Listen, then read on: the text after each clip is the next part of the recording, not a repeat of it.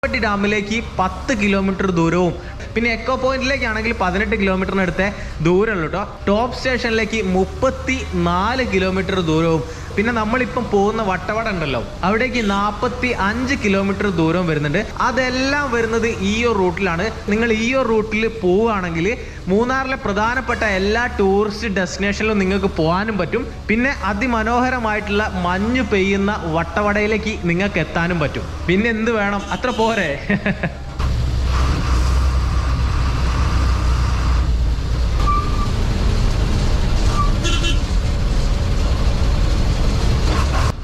അപ്പേ ഇതാണ് മാട്ടുപ്പെട്ടി ഡാം.